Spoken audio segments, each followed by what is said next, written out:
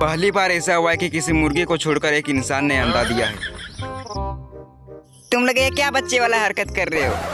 चल टॉमी, जलते हैं हम लोग से।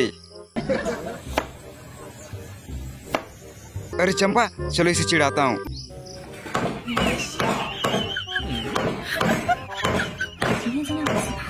लगता है ये राजू चिकन बना रहा है। ये राजू चिकन बना रहे हो क्या? हाँ, तो थोड़ा हमें भी खिला दियो। चिकन बना नहीं, भिखारी हाजिर होगी। अगर चिकन खाना है तो तू अपना वाला चिकन मुझे दे दो, मैं बना कर दे दूंगा।